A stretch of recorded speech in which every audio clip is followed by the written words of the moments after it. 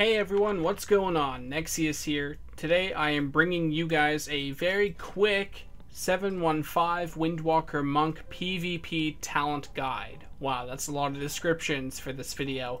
Anyway, so 7170, nothing has really changed between those patches, but going into 715, which just came out about a week ago, a few things have actually drastically changed the way Windwalkers play now. At least in PvP, I would say probably in PvE as well to some extent. For example, you no longer use Serenity, you actually go with Dragon Punch now. I'll go into some of the details, but first, I know some of you watching this video prefer a very fast video. So I'm going to show you guys what you want to go for your default build, and then for the rest of this video, you can leave if you want, but in the rest of the video, I will be discussing why you want to pick these specific talents, as well as when you want to switch out to something else. So let's take a look at what the default build is, basically the best in slot talents here. So let's just take a quick look here. It looks like everything's in order. So basically your base setup, I guess, so whatever you want to log in as, all that different stuff. You want to go with Chi Wave, Tiger's Lust, Energizing Elixir, Leg Sweep, Healing Elixir, Invoke Zwen, and Whirling Dragon Punch. For your honor talents, you want to go with Gladiator's Medallion, Reinforced Armor, Fast Feet, Fortifying Elixir, Disabling Reach, and Heavy-Handed Strikes. So this is your general setup, and then depending on what you're queuing, what PvP you're doing, what comp you're queuing as, what comp you're facing, there's so many variables. What battleground map are you flag carrying? Like, there's so many different variables when you want to switch up your build.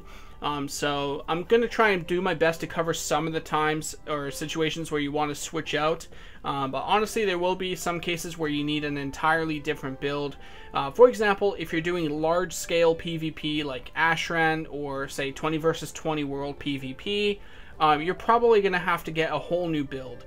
So let's just take a look at some of the situations where you may want to switch out your talents just in case. So let's take a look at the first tier real quick here. So Eye of the Tiger is the weakest talent in this tree here. Not only is it a passive, so you don't get any benefit from hit combo or the mastery itself, basically it's good to have an extra ability, whether that's Chi Burst or Chi Wave. So as I stated earlier, Chi Wave is your baseline talent. The only time you want to switch to Chi Burst is if you are going to be basically hitting multiple targets at the same time.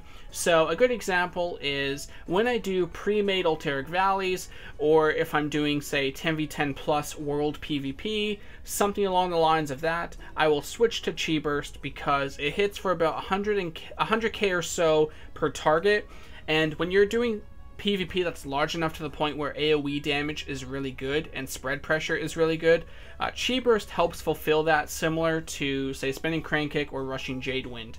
So Chi Burst is only good in those situations, otherwise Chi Wave it is. So Ashran, large scale PvP, Ulteric Valley, World PvP, that's basically when I switch over to Chi Burst. For the next talent here, I never switch out of Tiger's Lust. The other two talents are just simply inferior. And basically, Tiger's Lust is extremely good for a couple of reasons. First of all, it's the only route clear we have besides Trinket. And trust me when I say you do not want to Trinket. Actually, let me just wave at this person real quick here, because they waved at me.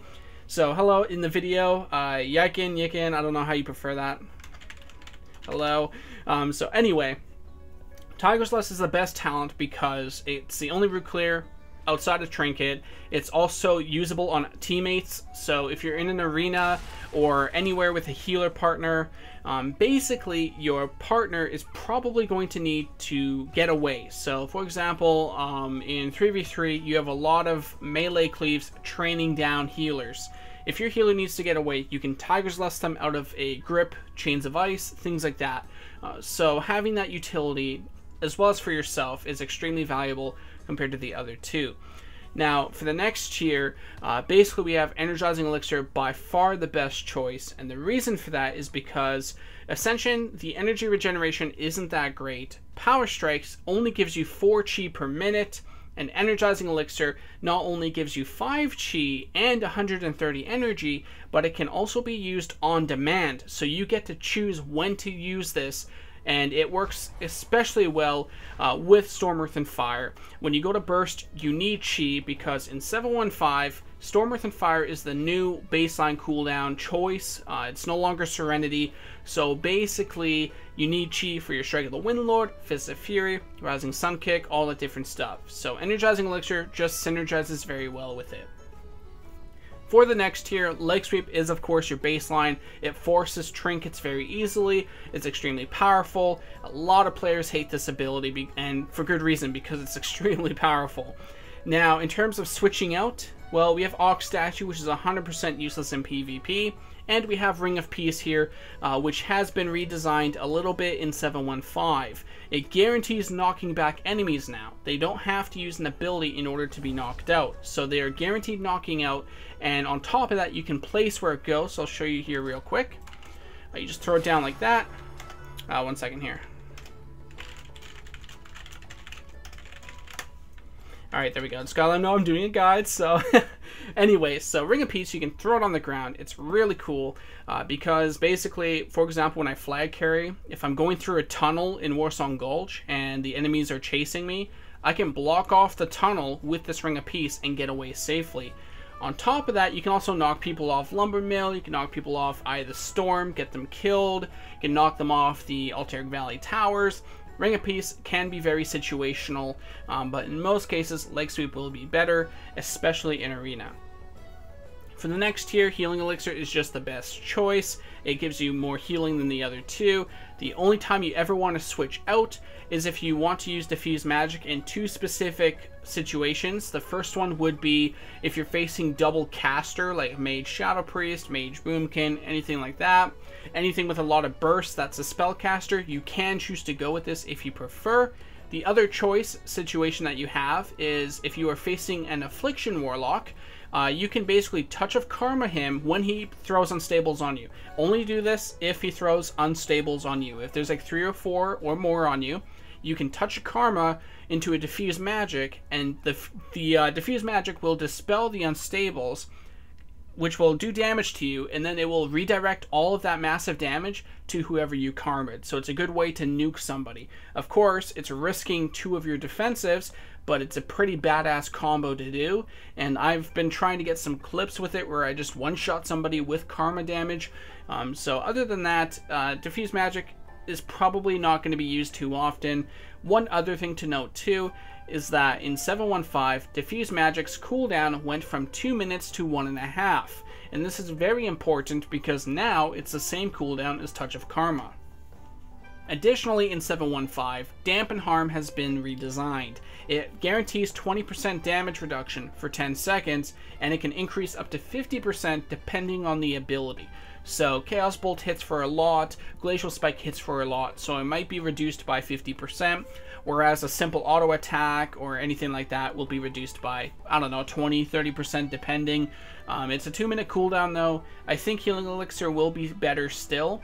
The only time I can see myself switching out to Dampen Harm is if I'm in large-scale PvP like Ashran or, World PvP, because what I can do is use this and I'll be able to stay in combat longer to spread my AoE with Rushing Jadewind, Chi Burst, Spinning Crank-Kick, all that crazy jazz with AoE. I won't have to run away basically 2 seconds into the fight. So Dampen Harm can possibly be useful in that specific situation. Other than that, I don't really see any purpose with it compared to Healing Elixir. In terms of the next tier, Invoke Zwen is by far the best choice currently. You will see a lot of Windwalker monks running Zwen and Dragon Punch right now. That's because, like I said, Storm, Earth, and Fire is better than Serenity now. I will go into that in a second here. But in terms of Zwen, in 715, he received a massive buff. His attack power went from 100% of the monk's attack power to, I believe, 500 or 600%. It's one of those changes. So now he does crazy cleave damage up to 3 targets for 45 seconds. So he is absolutely ridiculous right now. I recommend using him in all aspects of PvP. The only time I would not use him is if you are running any kind of control comp. For example, if you're running Windwalker, Mage, Druid, anything like that, you don't want Zwen to break the polymorph. Those are key into getting kills, so you may not want to run Zwen there, and if that's the case, then you want to go with hit combo instead. But if you're running something where CC doesn't really matter, like Windwalker DK, Windwalker Demon Hunter, something like that, Zwen is by far the best. I've been seeing some triple Windwalker teams on stream. I've been hearing complaints about it on the forums. Triple Windwalker running Dragon Punch and Zwen. That's how powerful it is right now. As for rushing Jadewind, I would probably switch to this if you are doing large-scale PvP. You throw out the Mark of the Crane stacks, as it says there. It generates up to 4. On top of that, it just does spread pressure onto everything. When you get in there, Dampen Harm, rushing Jadewind, Chi Burst, like, just throw all your burst out there. It's ridiculous. I'm pretty excited to try an Ashran. I haven't done Ashran yet, but I'm going to see how my Cleave build works, and that's where I can see rushing Jadewind coming in. Now, I'm getting a bit of a frame rate issue here. This happens pretty often in the order hall. I don't know why. Whenever I'm in the order hall, Fraps just goes crazy. I don't know what's up with it. So I'm going to try and move away here real quick. Just move away real quick here. Okay, it's fixing a bit. Alright, so Dragon Punch. Let's talk about the last tier here. Chi Orbit still sucks. Now, why are we picking Dragon Punch, which gives us Storm, Earth, and Fire? Well, the whole reason everybody was picking Serenity in the first place was because Storm, Earth, and Fire was so bad that anything that replaced it, in this case Serenity, was better. But 7.1 to 7.15 did two specific things. First of all, 7.15 fixed a lot of bugs and buffed Storm, Earth, and Fire. So, for example here, hit combo now applies to your clones, and transfer the power now applies to your clones. A lot of other quality of life changes have also been made, so basically Storm, Earth, and Fire is actually pretty decent now. On top of this, the other change is that Blizzard actually nerfed Serenity. Serenity no longer reduces the cooldown on abilities when it's over. I'll show you guys real quick here. I won't go too much into it, but I'll show you guys real quick. So take a look at my cooldowns here. Alright, let's move away. Take a look at my Strike of the Windlord. It's going to go up to 20 seconds. From 13... Okay, it's apparently glitched out, but you can probably see the 20 right there. There we go. There's the 20. So basically, when Serenity finishes, the cooldowns normalize and go back up. So Serenity has basically been nerfed to the ground. Whether it's crappy or not, I don't think it's crappy, but Storm, Earth, and Fire is better. That's all you need to know. So going Dragon Punch is definitely the best choice right now. It's extremely powerful too. It's not like Storm, Earth, and Fire sucks. It's just between the nerf to Serenity, the bug fixes and everything, which technically buffs Storm, Earth, and Fire, it's a lot better. For the honor talents, Gladiator's Medallion every time. Even if you're Orc, at least in my opinion, it's very important that you get to choose when to trinket something. Because if you get stunned and you need to Karma and you can't because you're stunned and then you die, that's on you for using Adaptation or Relentless. I feel like there's a skill cap to when you choose to trinket, what you're trinketing, and of course just the important part is having that decision, that choice to be able to do it. Having an adaptation trinket, a sap, or a kidney shot or something when it doesn't need to be, can be pretty terrible. In some comps you can get away with it, but in most cases I feel like it's too risky at this point. So, especially with me as a Tauren and not an Orc, I go with the Medallion. For the next tier, you want to go Sparring if there's 2 melee on a 3v3 team. So if you queue into a Demon Hunter, Death Knight Warrior, anything like that, double melee, I recommend Sparring. If you're running into a lot of melee in Battlegrounds or anything, you probably want to go Sparring as well. However, if it's a 1v1, personally, I think Reinforced Armor is better. And I want to give a good example of why Reinforced Armor is so good as a Windwalker monk. And that's why there's only a few situations where you want to switch out. Hardiness is terrible, just completely ignore it, it doesn't exist. Reinforced Armor is ridiculously good as a Windwalker. And the reason why is because every single aspect of our defensive toolkit scales on health. And I'll show you guys an example. So here we have Healing Elixir. It heals us for 15% of our health. So the more health we have, the more it heals. So gaining an extra 10% health is a pretty big deal. Additionally, Touch of Karma absorbs up to 50% of our health. So the more health we have, the more it The more it absorbs, the more damage it redirects, the more damage we heal from with the good karma trait right here. Speaking of traits, we have Healing Winds, which Transcendence Transfer heals us for 20% of our health over 6 seconds. Once again, the more health we have, the more it's going to heal us. On top of that, Fortifying Elixir, which you should be running, it will increase our health by 20%. Same thing. So a lot of our defensive abilities actually scale on health, and that's why Reinforced Armor synergizes so well with our spec. And that's why you never want to switch out of it unless there's just so much melee where you might actually get a lot of value out of sparring. As for the next tier, Yulon's Gift used to be good, but now it only affects Flying Serpent Kick, which is pointless, so this talent sucks. Fast Feet is your go-to. It reduces your snares, it gives you 15% movement speed, it's just better, it's just the best choice here. However, Eminence is really good as well. I think I saw the monk that waved at me earlier. I thought I saw him type Eminence. I don't know what else he typed. I'll check it later. But basically, Eminence does have some value. I use it quite a lot, actually. If I'm queuing like 3v3 or rated battlegrounds, I'll run Fast Feet. But if I'm doing anything by myself or double DPS 2s, I'll usually run Eminence. So basically, if you have a healer, Fast Feet. If you don't have a healer, Eminence. That's how I basically look at it, because Eminence reduces the cooldown of transfer, which not only allows you to escape more as a flag carrier, but it also allows you to heal up even more through Healing Winds. So it's basically a survival talent. Some examples I'll give where I use it is if I'm flag carrying or doing battlegrounds, I'll run Eminence. If I'm running double DPS 2s, healing yourself is very, very important. So Eminence is a big deal. I leveled up my Night Elf alt a while ago before 715. I did not have this trait compared to my monk here, my main, and it was a huge difference with Windwalker Mage. So Eminence is a huge benefit if you don't have a healer, so just keep that in mind. Alright, as for the next tier, Control the Miss, it looks like it would be good. Every 10 seconds you would get an instant effuse. But it's actually not that good, because every time you cast an effuse, it costs 30 energy, and if you're casting so much, you're spending a lot of energy healing, not for that much by the way, and all that energy you're spending is energy that doesn't go towards damage through Tiger Palm, which generates chi, so you can, you know, Rising Sun Kick and all that. So it drains a lot of your energy, so it kind of reduces damage and pressure in a way, so because of that, I don't like it.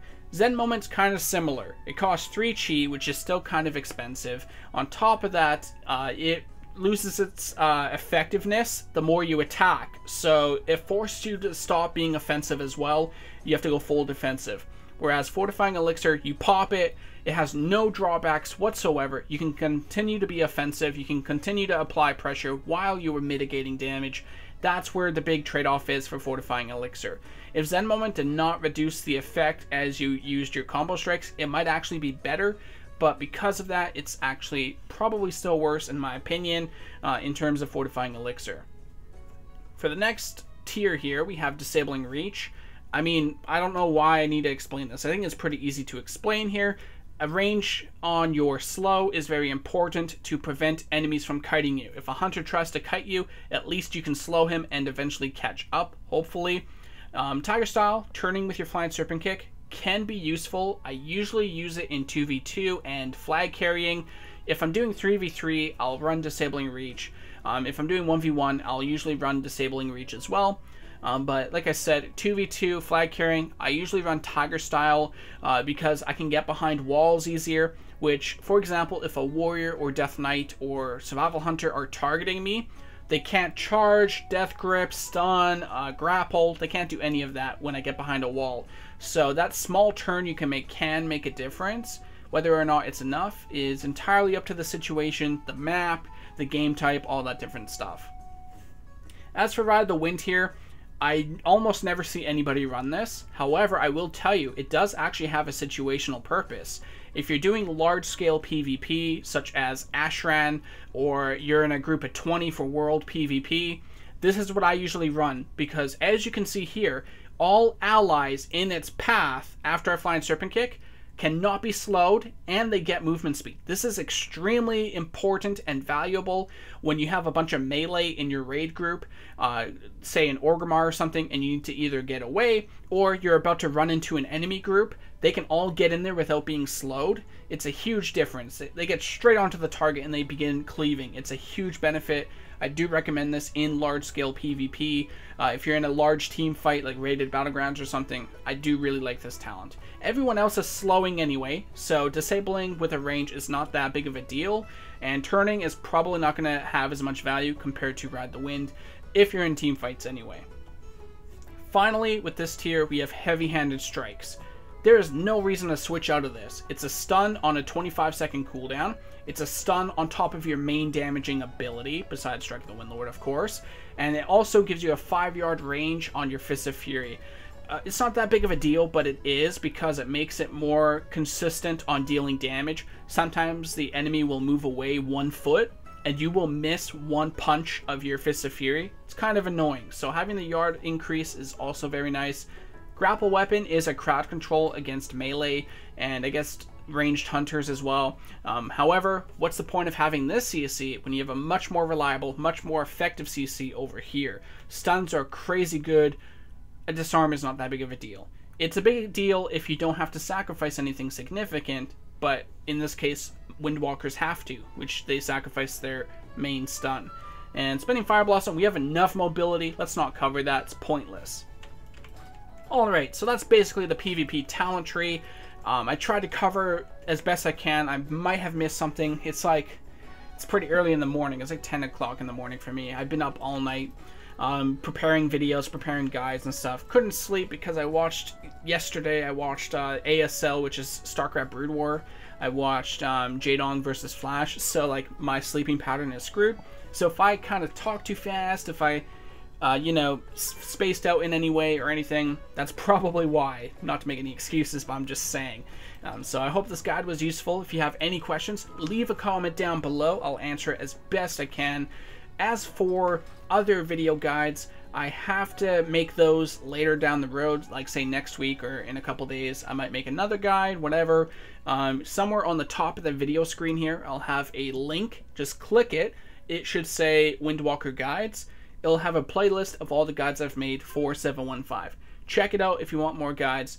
Thanks guys for watching. I'll see you in my next video. Bye.